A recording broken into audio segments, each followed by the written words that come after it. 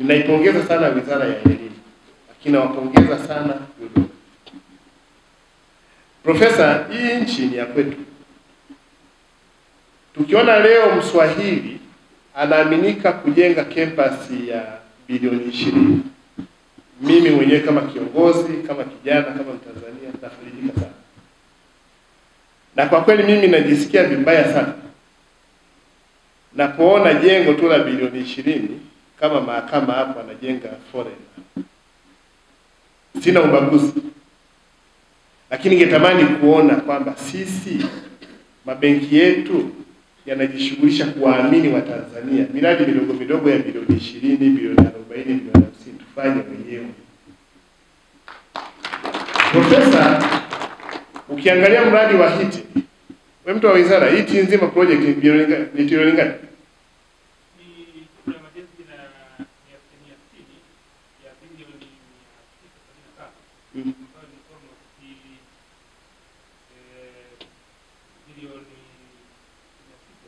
Bilioni 600.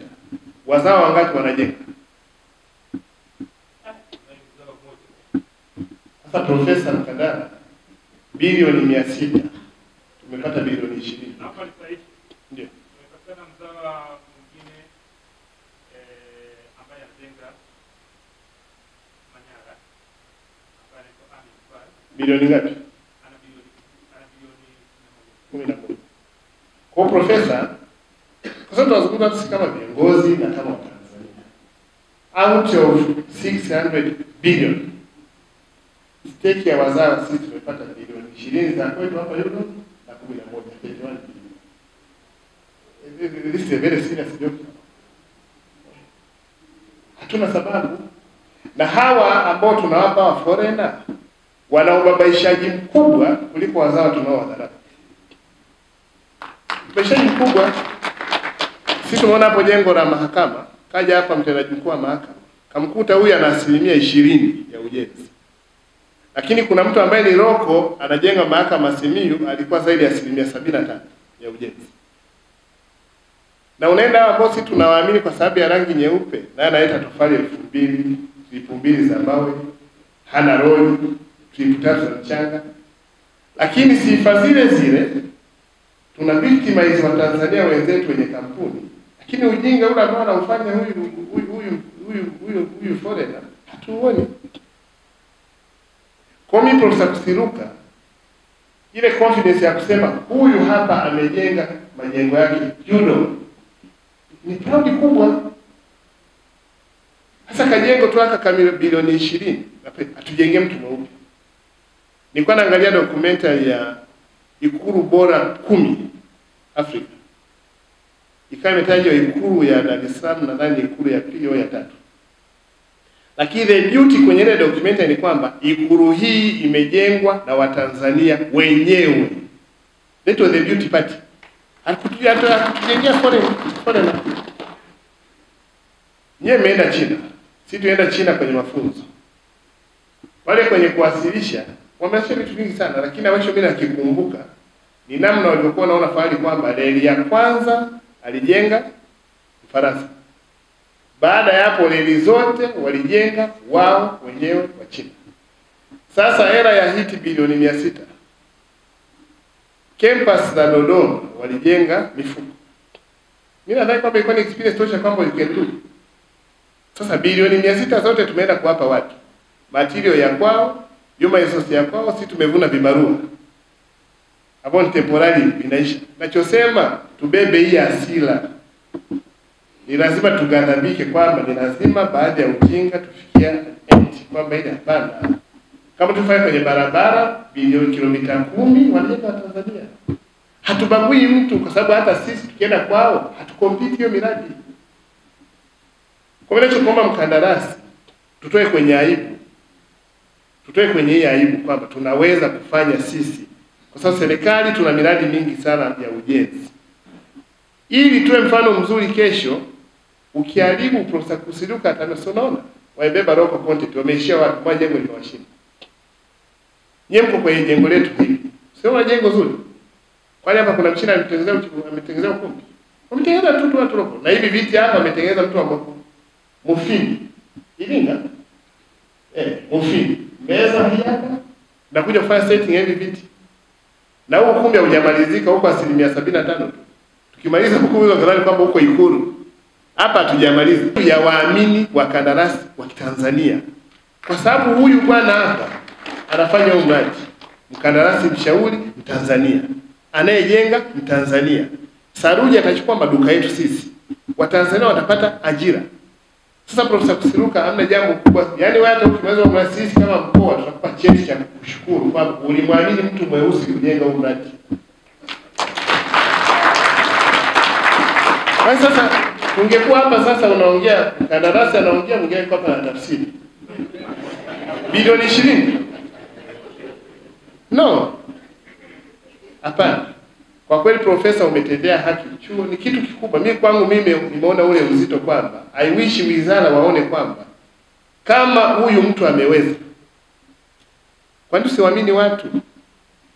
Kwa mimi nakushukuru sana. Anajenga yuko? Nakushukuru sana ndugu yangu. Mtoe profesa kwenye aibu. Itoe wizara kwenye aibu. Sasa tunashukuru wote wawili. Wizara na chuo. Na naamini kwamba kutokana na wewe na yule mwingine aliyepewa kazi ile nyingine, pengine kesho wizara zetu zote wataamini wa Tanzania. Gorofa tu gorofa hii hapo hilo gorofa 2.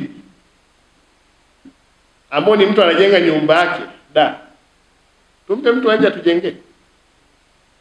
Kwa bilioni 20 hizi tutakuwa tumestendea haki. Mimi profesa nakushukuru na haya naamini kwamba ndio mambo ambayo Mheshimiwa Rais anaposema tujenge sekta binafsi.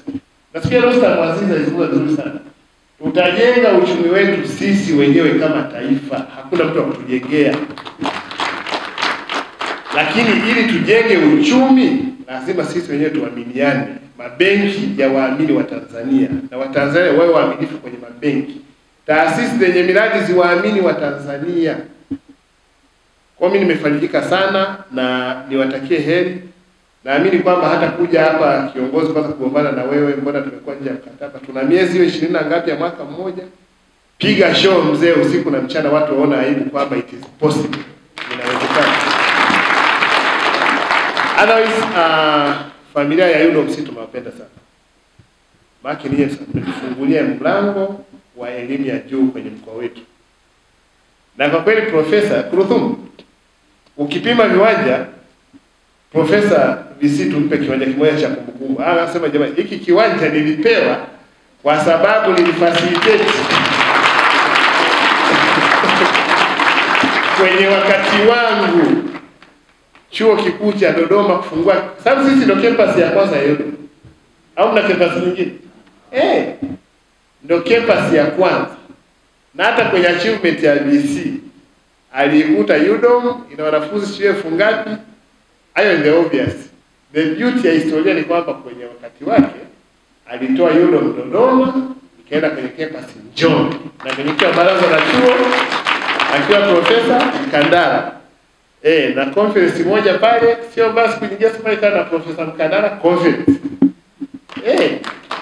Nafanya sehemu yake ya kumbusho, lakini Profesa Kusiluka sitakushukuru, tuko proud na wewe na sitakuwa ushirikiano wote. Watu wa TTCL wako? TTCL? Watu wa maji? Watu wa umeme? Watu wa barabara? Watu tulibaya kwamba kule tengeneza vizuri kabisa. Fiber iende kule kwa ajili ya internet, barabara, maji, umeme na mambo yote. Mwenyekiti wa mtaa yuko wapi? Kule tutakusaidia kule. RPC kama amekuja. Kule kwa sababu RPC yuko pale.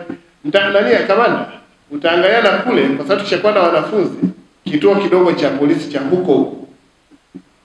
Ili kibaka akirukia kwenye bweni huko. Kwa hiyo mwenyekiti wa mtaa utakuwa na mtaa wako mzuri kabisa. Tutatengeneza mtaa mzuri kabisa na miundombinu itakuwepo. Na viwanja Kuruthum tupime, tuambie sasa watumishi pia wanaokuja huko hapa viwanja vipo, sio lazima upange nyumba ya mtu mpaka unazeeka. Ningependa kumshukuru sana Mheshimiwa Rais wa Jamhuri ya Muungano wa Tanzania Dr. Samia Suluhu Hassan, na hii sio mchawa ila kwa sababu ya mambo matatu concrete. Moja, wote mtakumbuka utoaji wa elimu ya juu hapa nchini Tanzania umekuwa kwa miaka mingi pale Chuo Kikuu cha Dar es Salaam. Kutoka pale tukawa na kitivo Muhimbili na kitivo Morogoro SUA. Lakini wakati wote filosofia ya utoaji wa elimu ya juu ni kwamba itakuwa ya kitaifa. Kwa hiyo ilipoonekana kwamba mahitaji yalikuwa yanakuwa makubwa, wanafunzi ambao walikuwa wanahitaji elimu ya juu walikuwa wanakuwa wengi zaidi, jibu ilikuwa ni upanuzi wa Chuo Kikuu cha Dar es Salaam. Kwa hiyo hapa kuna wanafunzi wangu wafundisha, watakumbuka, nadhani kuna actually mmoja wao Simon Kilawa kule nyuma, yeye alikuwa rais wa wanafunzi pale chuoni. Kwa hiyo kama mnakumbuka hizo nyenzi za migomo na harakati na msuguano, yeye alikuwa kiongozi mmoja wapo wakati fulani. Na swala moja kubwa ilikuwa ni miundombinu ya vyuo ya Chuo Kikuu cha Dar es Salaam kama kilikuwa kimeelemewa. Kwa hiyo hatimaye mimi nakumbuka mimi na wengine wachache tulitoa ushauri kwa Mheshimiwa Rais Jakaya Mrisho Kikwete hata kabla hajawa rais, hajashinda uchaguzi, kwamba lazima kijengwe chuo kingine kikubwa cha kuweza kupunguzia mzigo Chuo Kikuu cha Dar es Salaam. Kwa hiyo ndio ikaja wazo la Chuo Kikuu cha Dodoma. Na Chuo Kikuu cha Dodoma mtakumbuka au mnajua ni kwamba kwa miundombinu yake na sehemu yake iliyopewa ni kwamba inapaswa kuchukua wanafunzi wengi, maelfu, kuanzia 45,000 na kuendelea. Maana hapo moduli yake, hiyo model ilikuwa ni vyuo vikuu vya nchi nyingine kama Marekani, kama Chuo Kikuu cha Chicago ambacho kina wanafunzi zaidi ya 100,000, au hapa Afrika Chuo Kikuu cha Cairo kina wanafunzi zaidi ya 200,000 wanafundisha pale. Kwa hiyo kwa hiyo kwamba miundombinu yake, walimu wake, kila kitu itakuwa ni chuo kikubwa ambacho kitaweza kuchukua wanafunzi kutoka kila kona ya nchi hii. Sasa hapa nalitaja hili kwa sababu sasa Mheshimiwa Rais Samia Suluhu Hassan yeye amebadilisha hiyo filosofia ya kutoa elimu ya juu. Ni kwamba itolewe mikoani, kwamba kila mkoa uwe na angalau chuo kikuu kimoja ambacho pamoja na, kwa sababu tunajua maki kitu inaitwa university.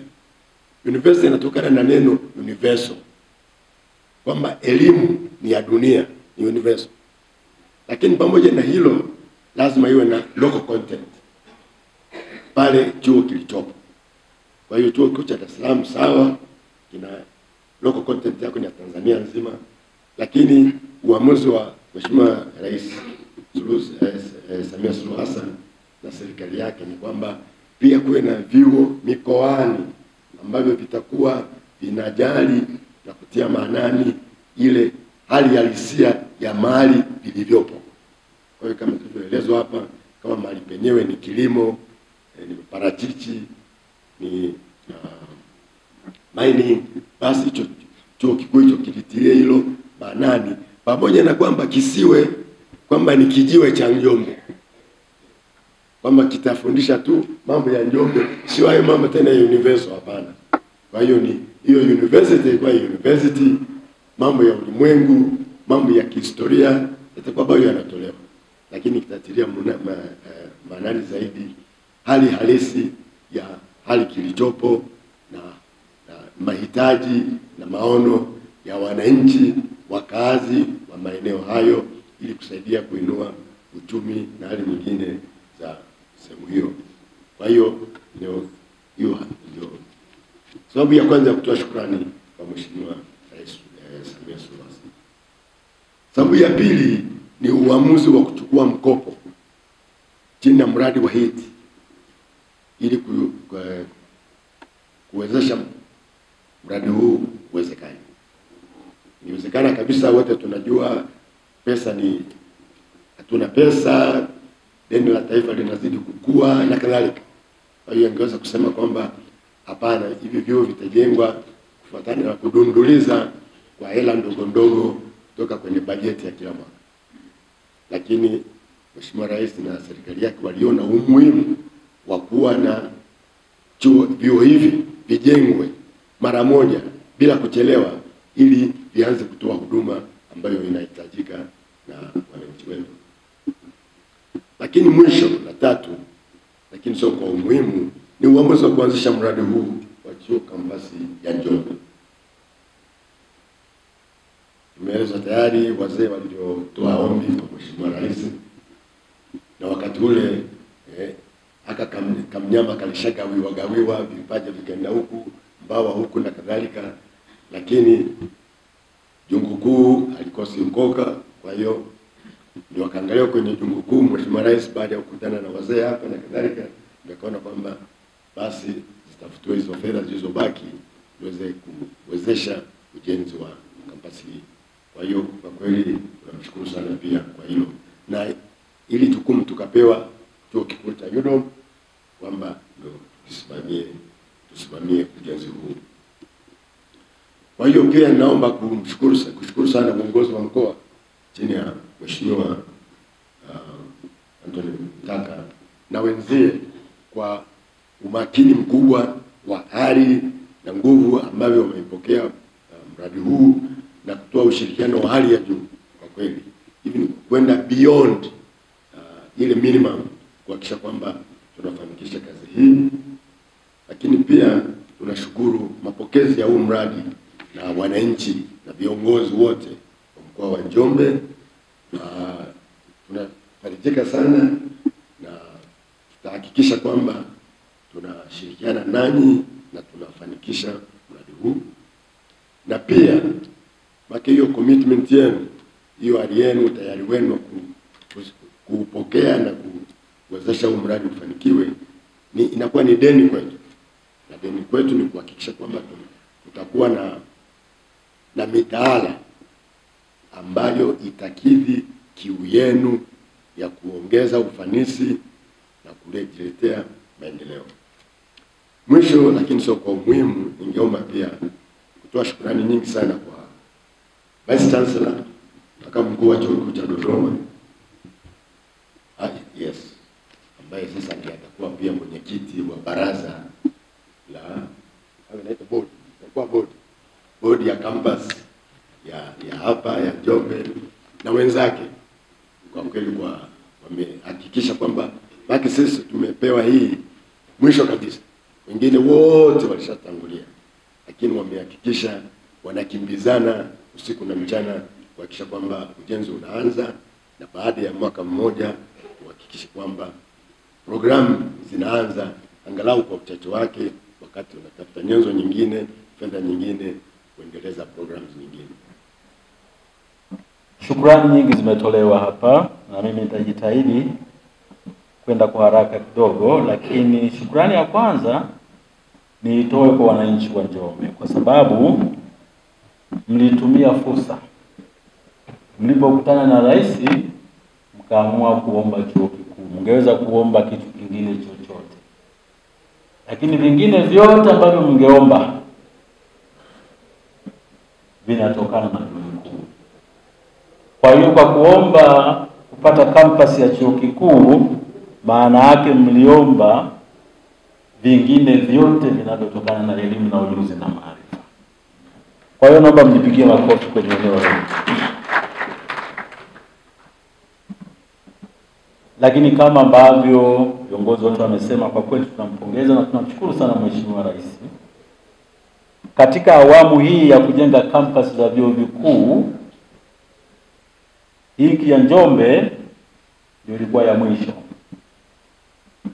Kwa hiyo na niseme ule ukweli, fedha ambazo zinatumika kujenga hii campus hapa Njombe, chuo kikuu cha Dodoma, ilitakiwa itumike kujenga kituo cha ubunifu cha TEHAMA kwenye chuo kikuu cha Dodoma. Mwanzoni ndio walikuwa mawazo, lakini nadhani baada ninyi kuendelea kumwomba Mheshimiwa Rais na serikali, na kwa kuzingatia kwamba huu ni kati ya mikoa ambayo kwa kweli inajitahidi sana katika kuchangia uchumi wa nchi hii, nadhani serikali iliona ni busara kwamba hawa watu wanastahili kupata kampasi ya chuo kikuu. Na sio kwamba mikoa yote ya Tanzania hadi sasa ina kampasi za vyuo vikuu. Hapana. Mkoa wa Songwe bado, mkoa wa Mtwara bado, mkoa wa Pwani bado, pamoja na kwamba uko karibu na Dar es Salaam. Kwa hiyo maana yake ni kwamba serikali ilielewa na inajua kwamba chuo kikuu kitakuwa ni chachu ya maendeleo kwa mkoa huu wa Njombe, na kwa kweli hata mimi binafsi ninafurahi kwamba mkoa umepata chuo. Ninakumbuka nilipokuwa naitafuta hiyo elimu mimi, nilikuwa nakwenda kwa miguu, wanaojua Makete, utakuja unapanda basi moja, wakati ulikuwa linaitwa Mwafrika, alafu utafika hapa unapanda Rerwe, alafu ukifika Iringa unapanda Kamata, unakwenda Dar es Salaam. Sasa nikiona hivi ilivyo, na sikuwahi kuamini kwamba naweza nikaishi nikashuhudia mabadiliko haya. Kwa mimi nafsi nafurahi kwamba watoto wetu na vijana wetu watapata fursa, na sisi ambao tulipata elimu nadhani wajibu wetu ni kutayarisha mazingira mazuri kwa ajili ya vijana wetu. Kwa hiyo ninawapongezeni sana. Lakini tunaomba muwe tayari kuwapokea watu wa mikoa jirani. Hiki ni chuo kiko hapa Njombe kwa sababu ni kati na watu wengi wanapita hapa kuelekea sehemu nyingine. Kwa hiyo ukanda wote wa nyanda za juu, na hasa ukienda kusini Songea huko mpaka Tunduru wapi, kule kuna chuo kikuu. Kwa hiyo sisi hapa tutakuwa ni kuwapokea, na tukifanya hivyo tutakuwa tunafanya kwa niaba ya serikali yetu. Pili, naomba nishukuru Baraza la Chuo Kikuu cha Dodoma. Mwenyekiti wetu leo ameona umuhimu wa kuambatana na sisi kuja hapa.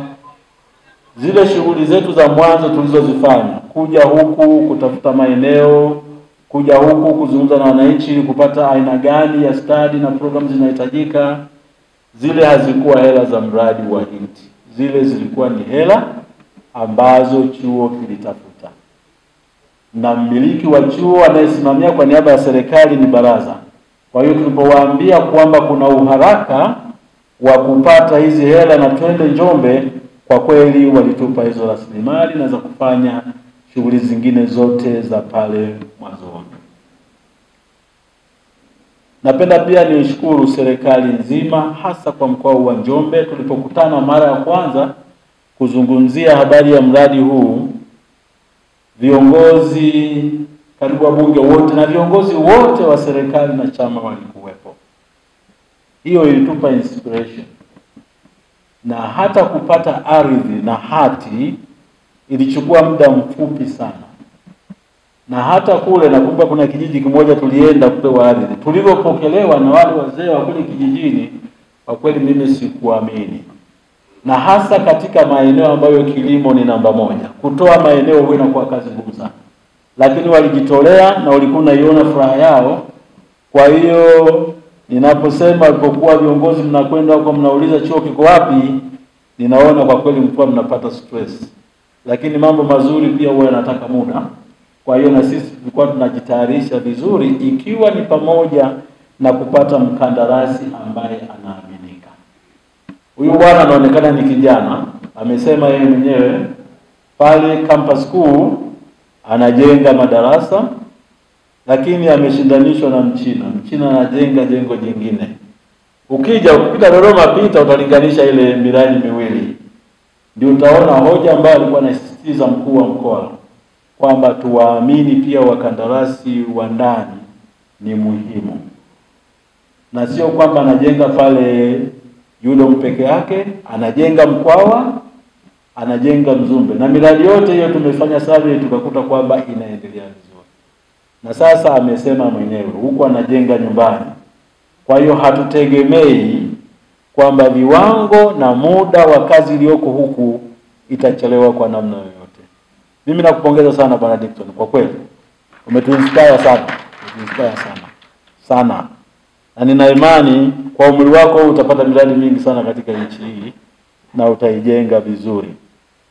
Tunashukuru pia viongozi wote katika mkoa wa Njombe kwa kutoa hii taarifa kwa wananchi wetu wa mkoa huu na maeneo jirani kwamba kinakuja chuo, kuna fursa nyingi. Fursa ya kwanza ni vijana wetu kuelimika.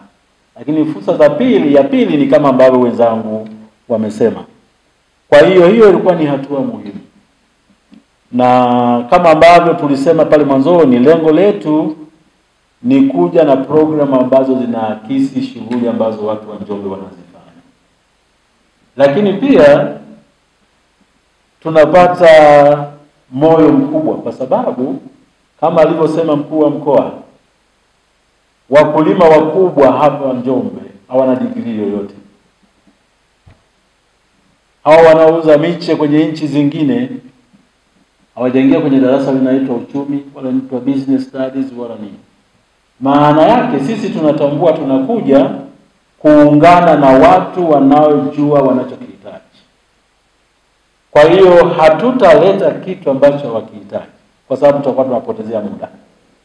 Tunataka tuongeze maarifa ili labda wale ambao wanauza Rwanda, Kenya wapeleke China.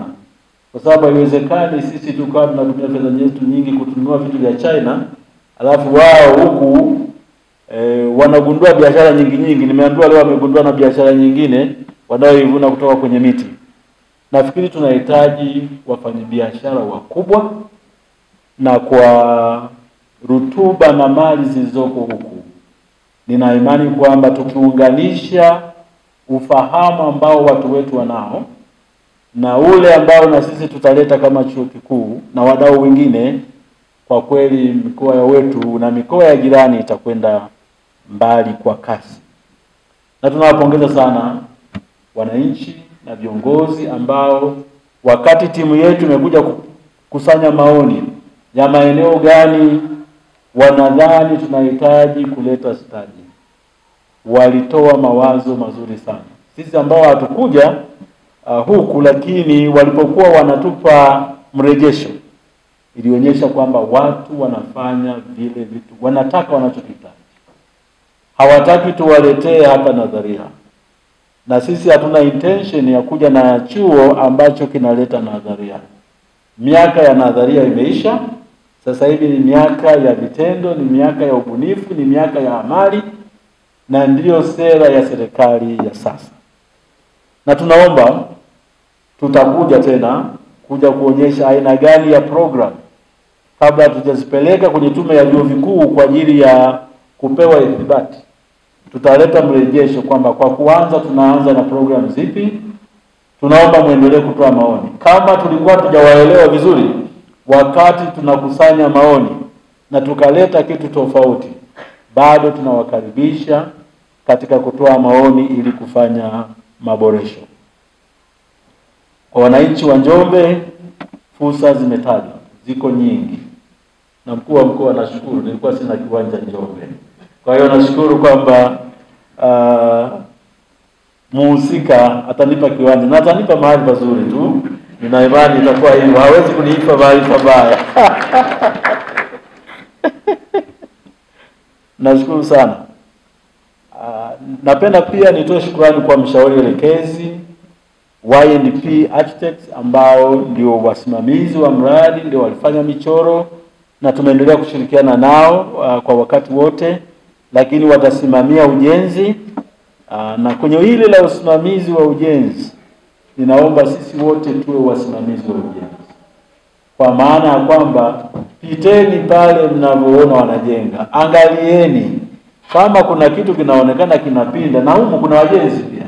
Kama kuna kitu kimepinda wakati kitakuwa kinyoke, msione shaka kusema kwamba huu ni mradi tuliouomba sisi.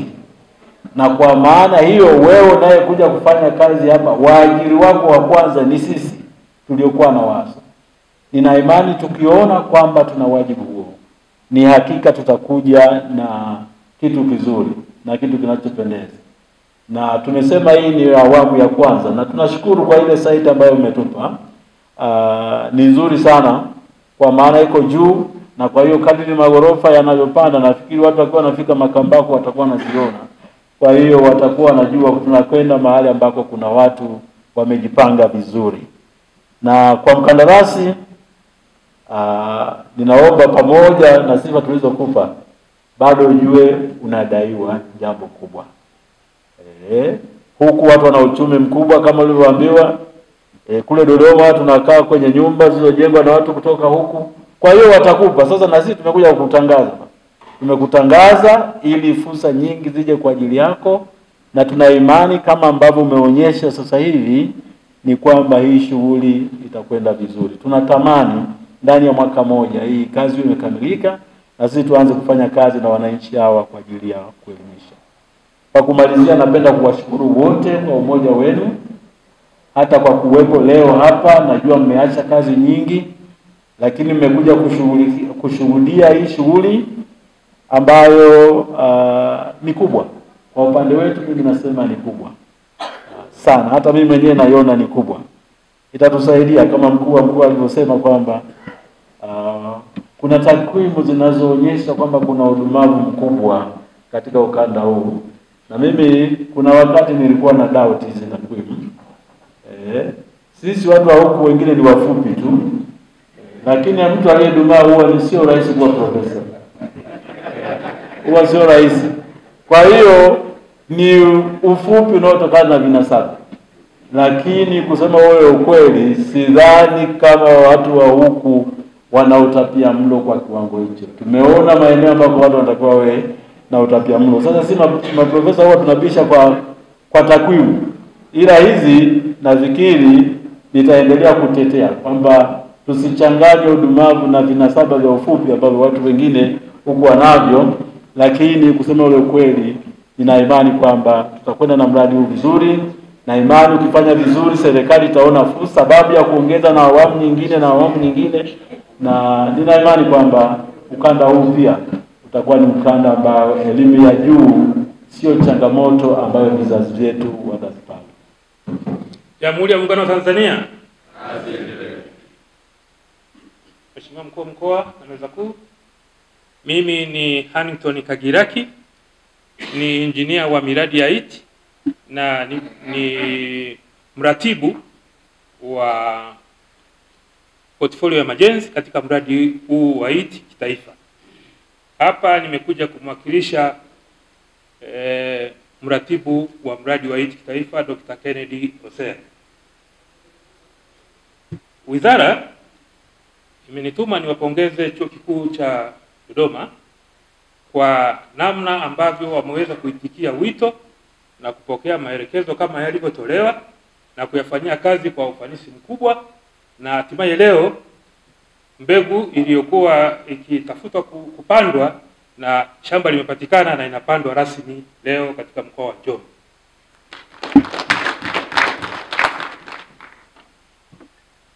Kuna matarajio kwenye mbegu hiyo.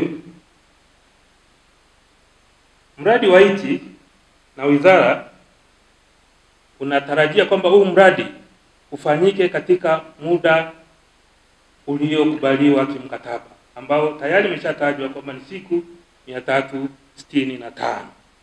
Kwa hiyo mwakani tarehe kama hizi tunatarajia kuwa majengo yetu yote na kazi yetu yote itakuwa imekamilika.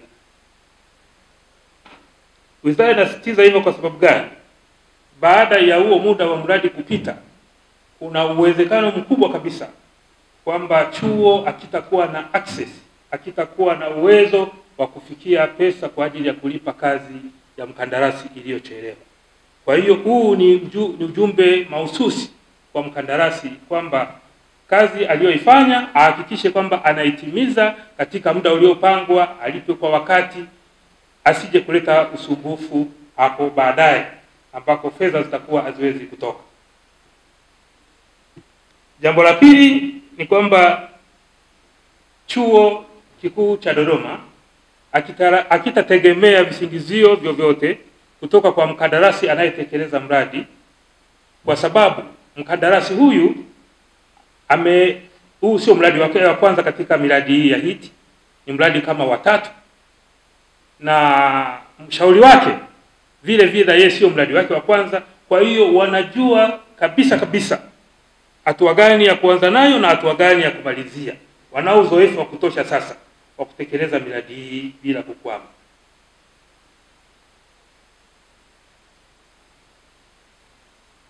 Mkataba mnaokaribia kusaini sasa hivi una vipengele zinaitwa clauses ambazo zinatoa haki na wajibu.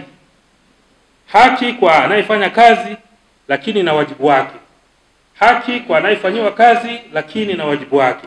Kwa hiyo tunaomba hivyo vipengele vifuatwe kimoja baada ya kingine bila kuyumbisha, ili kuhakikisha kwamba hatuingii katika malumbano ya naonewa hapa, naonewa pale na kazi yetu kuchelewa.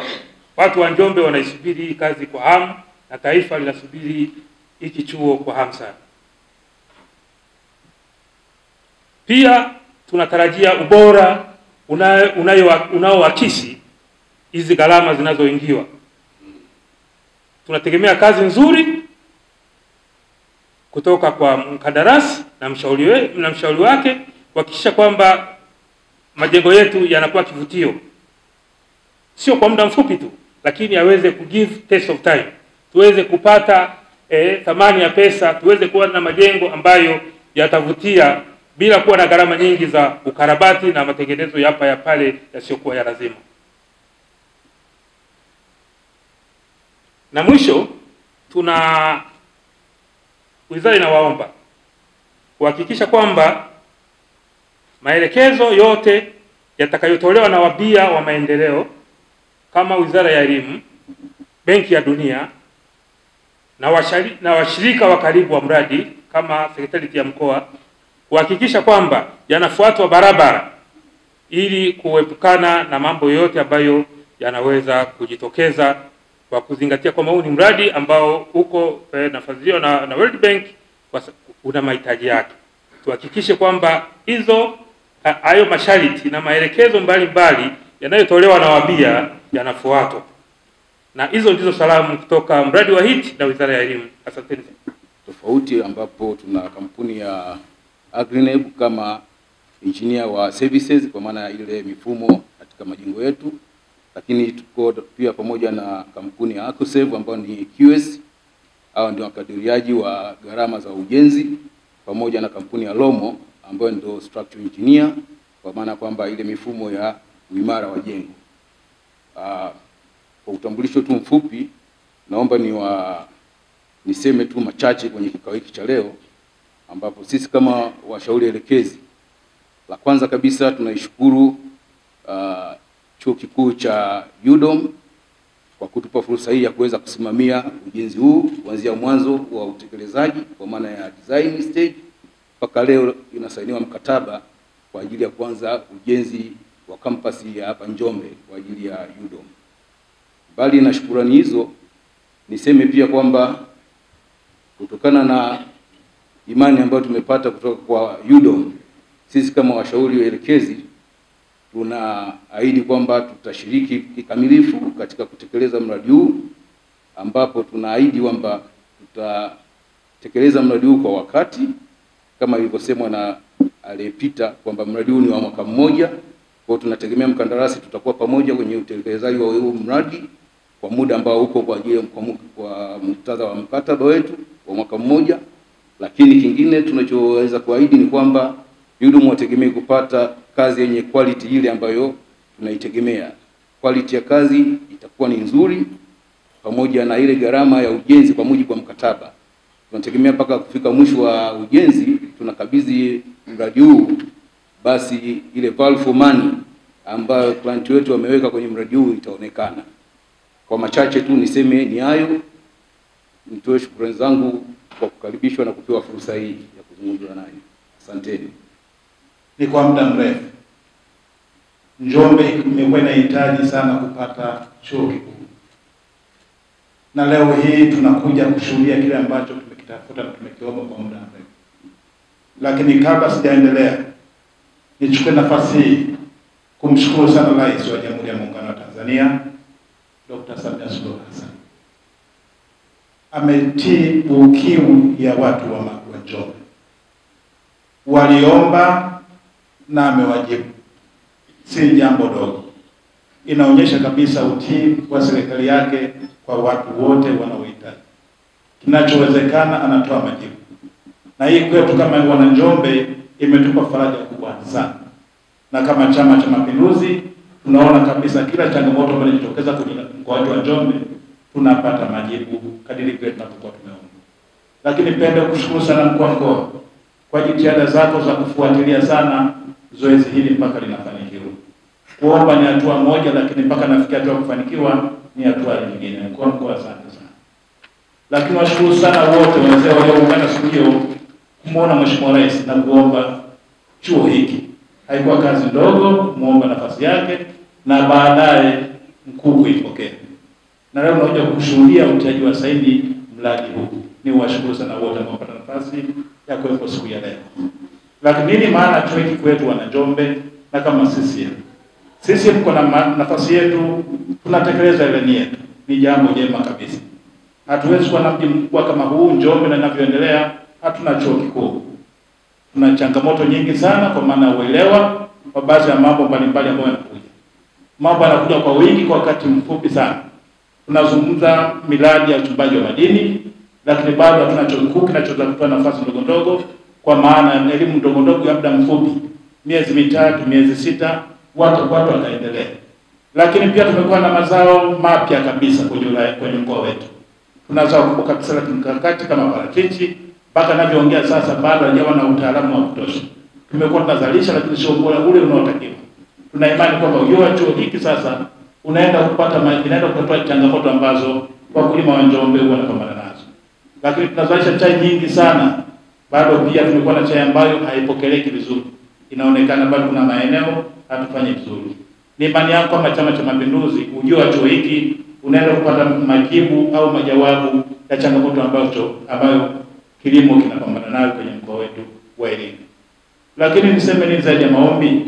Nimeshukuru inatosha, lakini niombe sana chuo chetu kitakapoanza kutoa elimu hii, basi waangalie maeneo ambayo kimsingi Njombe tunapambana nayo. Nimeshazungumza uelewa wa kutosha kwa maana ya kilimo, wataangalia kozi ndogo ndogo zitakazosaidia kulima kuondoka na changamoto ambazo zinawakabili kwenye uzalishaji. Lakini Njombe ina wabunifu wengi sana.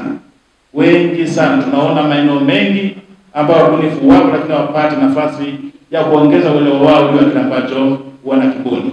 Ukienda kwenye maeneo ya maji unakutana na wabunifu wapo kutoa maji chini kupeleka juu ya milima, lakini bila utaalamu wa kutosha. Ni maana kwamba program kama hizo wenzetu wanaweza kutusaidia. Lakini kama nilivyoongea awali, tunazungumza uchimbaji. Sasa maeneo mengi sana ya uchimbaji yamefunguka. Makete wanafikiria kwanza kuchimba wakati wote, Udewa wanaenda kuchimba wakati wote. Ukiangalia kwa watu wa kawaida sana bado hawajajipanga sana namna kuingia kwenye nafasi hiyo ama fursa hiyo ya uchimbaji kwa elimu alionayo. Ni imani yangu kwamba baada ya kuwa tumefungua chuo chetu, basi muweze kuangalia kwamba programu hii ya uchimbaji nayo inachukua nafasi ya kutosha kuona angalau mtu wa Njombe anafaidika na kile ambacho tumekuwa nakililia kwa muda mrefu. Lakini ombi langu kwa serikali, tuombe sana mradi utakapoanza hivi tunavyotutia sasa leo kwa maana kushuhudia, tujaribu kuweka mawasiliano ya wazi kati ya mkandarasi pamoja na sisi wasimamizi. Inawezekana kabisa mikataba mingi sana kunakuwa na changamoto ya ucheleweshwaji kwa maana mawasiliano. Unakuta mkandarasi ana shida 1, 2, 3 lakini bahati mbaya anachelewa kupata majibu au tatuzi ya changamoto ambayo anakutana nayo. Ni imani yangu kwamba mkoa utajipanga vizuri kuona angalau mkandarasi anapoingia kwenye kazi yake kila siku basi unakuwa naye jirani kwa maana kwamba miradi iende kwa wakati. Nimesikia hapa. Tunasisitiza kwamba miradi iende kwa wakati. Kama ndivyo ilivyo basi ni vyema sana na sisi tuwe tayari kupokea changamoto ambazo mkandarasi anakutana nazo na angetamani atekeleze wajibu wake. Kwetu sisi wajibu wetu kama serikali ni kuona angalau inawajibika kwa nafasi yake ambayo inayo. Ili angalau hoja hiyo ya kwenda mwaka mmoja ya ujenzi uweze kukamilika. Kwa sababu yeye kama yeye yako mahitaji ambayo atakuwa anayahitaji. Na inawezekana kwamba kama mawasiliano yatakuwa yamekuwa mazuri, basi baada ya mwaka mmoja uwezekano kupata mradi huu unaweza kuwa mkubwa. Sisi kama Chama cha Mapinduzi tunashukuru sana kwa Mheshimiwa Rais, tunashukuru sana uongozi wetu wa serikali kuona angalau mradi huu sasa unaenda kuanza. Umeshukuriwa kwa muda mrefu, umezungumzwa kwa muda mrefu. Kwa bahati mbaya sana watu walifikia sehemu wanaona kama hakitawezekana, lakini leo imeweza kuwezekana. Ni jukumu letu kuupokea mradi huu na kutoa msaada wowote kwa kila mtu pale alipo, kuona angalau kile kinachotakiwa kifanyike ili mradi uweze kukamilika kwa wakati, basi tunafanikiwa. Baada ya kusema maneno hayo, niseme asante sana. Hakuna mtu anaweza kuja nyumbani kwako akakujengea uchumi wewe. Kila mtu atajenga uchumi wake mwenyewe kwa kufanya kazi, kwa juhudi na maarifa, lakini kwa kujituma. Na sasa na sisi tunaenda kusema tumepewa kazi hii kama wazawa. Sisi tunashukuru sana. Tunaenda kutekeleza kwa mujibu wa mkataba wetu kama ambavyo umesema, na kiongozi wetu wa mkoa tutoe hofu. Tumepewa kazi pale Yudom, tunajenga madarasa ya wanafunzi pale kwa maana ya wanavyoongezea ambao ni G+3 kwa maana ya tuna floor ya chini na floor za juu 3.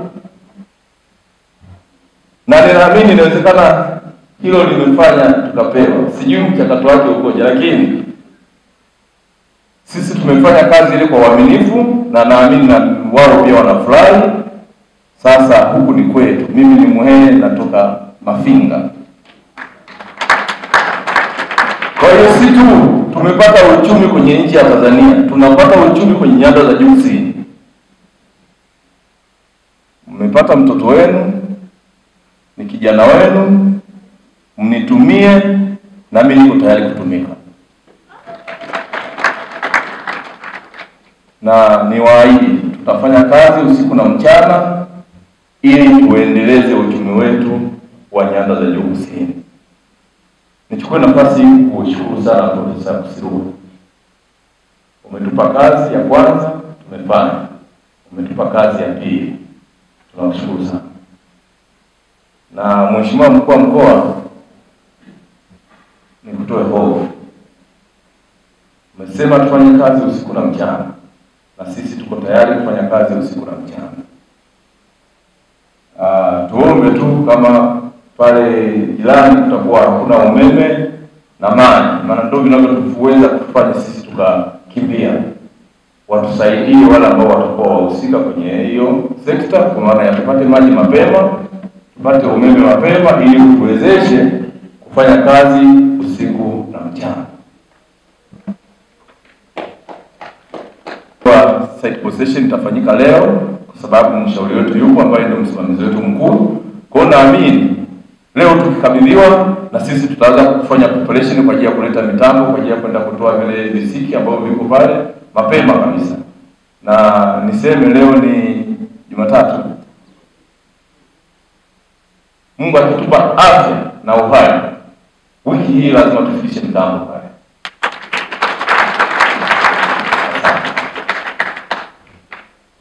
Kwamba alisharidhia, lakini baada ya hapo tunashukuru sana, hatua zimeenda kwa haraka. Kwanza tunawashukuru wananchi wa hapa eneo la hapa la Njombe mji pamoja na kata na wilaya na kijiji cha mtaa wa hapa kutoa ardhi hii ekari 112.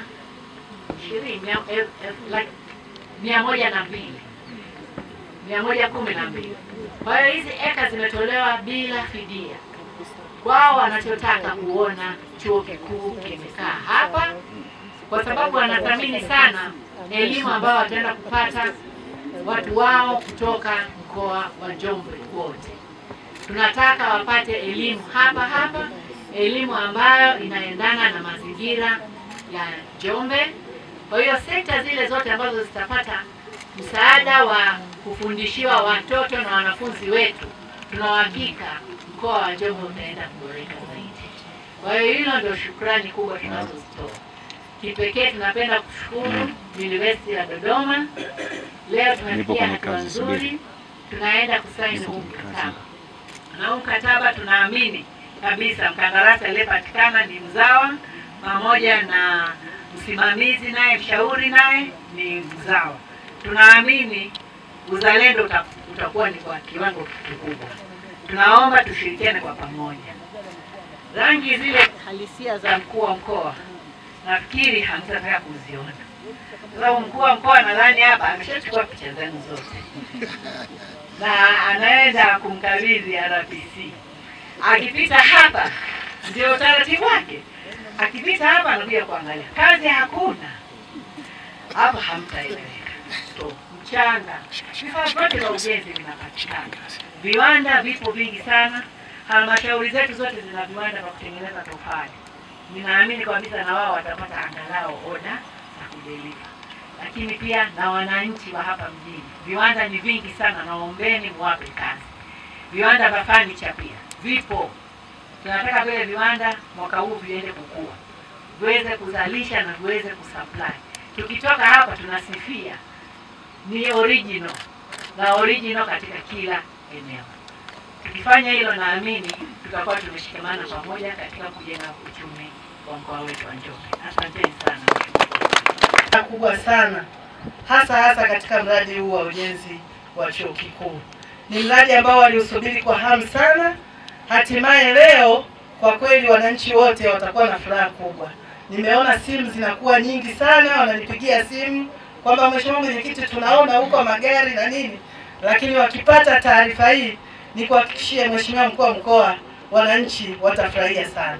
Lakini pia naomba nikupongeze Mheshimiwa Mkuu wa Mkoa kwa jitihada zako ulizozifanya, hatimaye mpaka leo tumekwenda kusaini pamoja mkataba wa ujenzi wa chuo kikuu.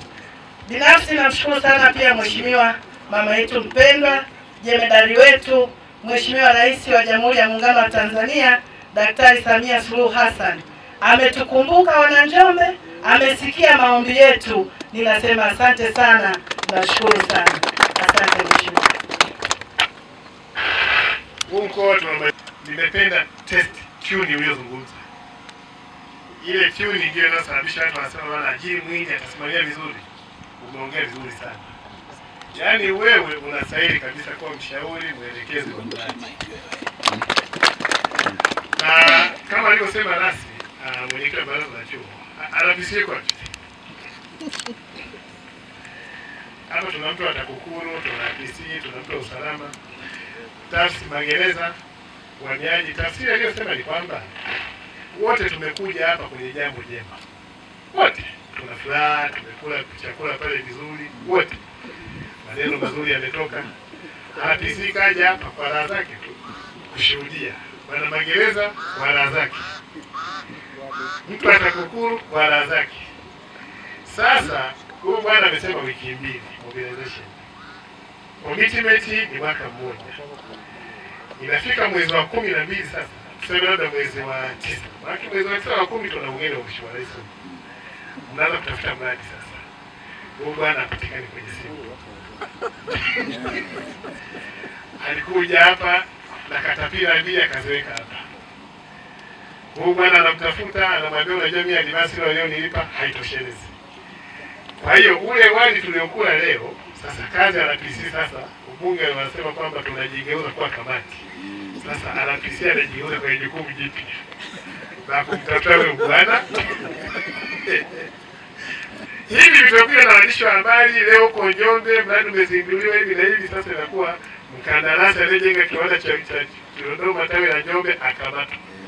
Ndio sasa huyo RPC anajigeuza, anakamata.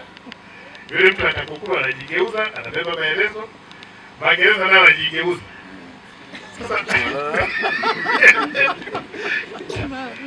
Sasa anakuwa mtu wa maabusu.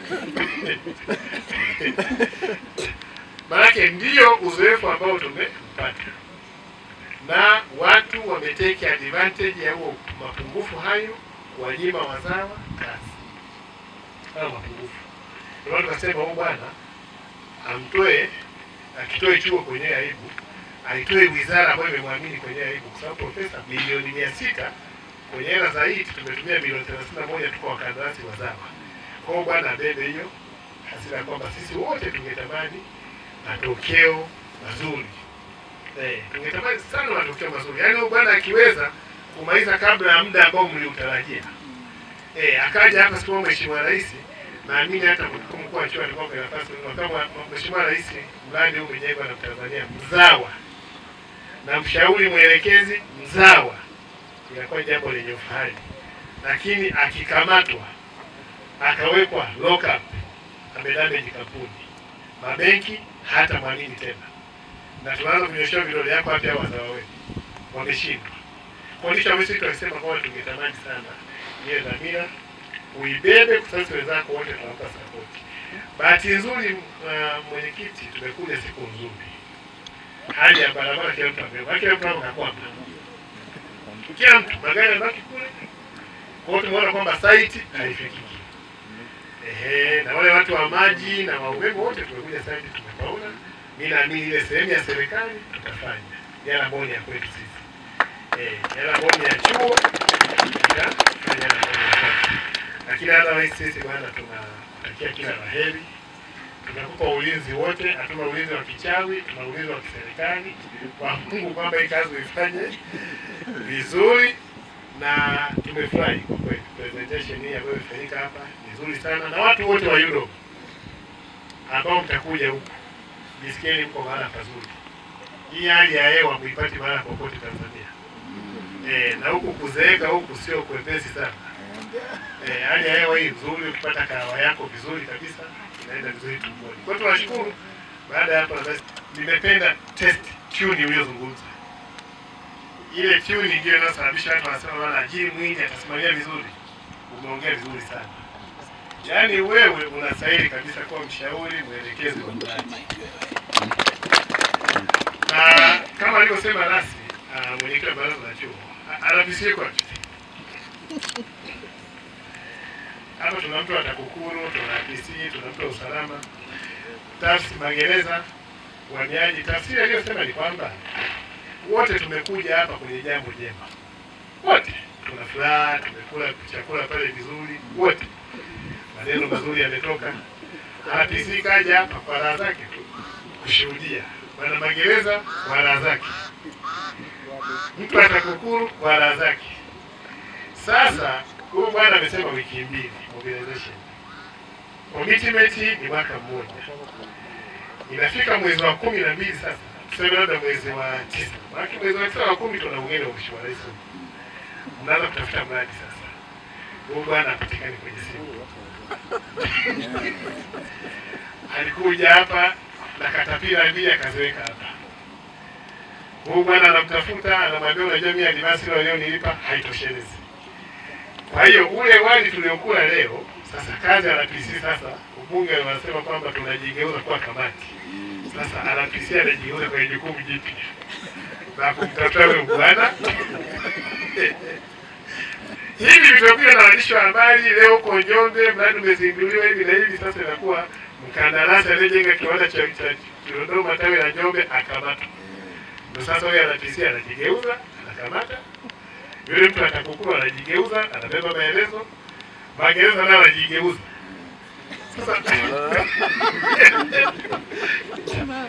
Sasa anakuwa mtu wa maabusu. Maana ndio uzoefu ambao tumepata. Na watu wameteke advantage ya huo mapungufu hayo, wanyima wazawa kazi. Hayo mapungufu. Ndio tukasema huyu bwana amtoe, akitoe chuo kwenye aibu, aitoe wizara ambayo imemwamini kwenye aibu, kwa sababu profesa milioni 600 kwenye hela za hii tumetumia milioni 31 tu kwa wakandarasi wazawa. Kwa hiyo bwana abebe hiyo hasira kwamba sisi wote tungetamani matokeo mazuri. Tungetamani sana matokeo mazuri. Yaani huyu bwana akiweza kumaliza kabla ya muda ambao mliutarajia. Akaja hapa siku Mheshimiwa Rais, naamini hata mkuu wa chuo alikuwa kwa nafasi kama Mheshimiwa Rais, mradi huu umejengwa na Tanzania mzawa na mshauri mwelekezi mzawa, inakuwa jambo lenye ufahari. Lakini akikamatwa akawekwa lock up, amedamage kampuni, mabenki hata mwamini tena, na tunaanza kunyosha vidole yako hapa wazawa wetu wameshindwa. Kwa hiyo sisi tunasema kwamba tungetamani sana ile dhamira uibebe, kwa sababu wenzako wote tunawapa support. Bahati nzuri mwenyekiti, tumekuja siku nzuri, hali ya barabara kila mtu amebeba, kila mtu anakwama, kila mtu magari yanabaki kule. Kwa hiyo tumeona kwamba site haifikiki. Na wale watu wa maji na wa umeme wote tumekuja site tumepaona. Mimi naamini ile sehemu ya serikali tutafanya. Yala boni ya kwetu sisi. Yala boni ya chuo tutafanya na boni. Lakini hata sisi bwana tunatakia kila laheri. Tunakupa ulinzi wote, hatuna ulinzi wa kichawi, tuna ulinzi wa kiserikali. Kwa Mungu kwamba hii kazi uifanye vizuri, na tumefurahi kwa kweli. Presentation hii ambayo imefanyika hapa nzuri sana, na watu wote wa Europe ambao mtakuja huku, jisikieni mko mahali pazuri. Hii hali ya hewa muipati mahali popote Tanzania. Na huku kuzeeka huku sio kwepesi sana. Hali ya hewa hii nzuri, ukipata kahawa yako vizuri kabisa, inaenda vizuri tumboni. Kwa hiyo tunashukuru. Baada ya hapa tunaweza sehemu ya kupita sahihi na tunafanya kama ambavyo tumesema. Tunashukuru sana. Asante sana. Naomba sasa makabidhiano ya certificate yafanyike. Naomba mkuu wa mkoa atakabidhi hiyo certificate. Viongozi wa chuo kikuu cha Dodoma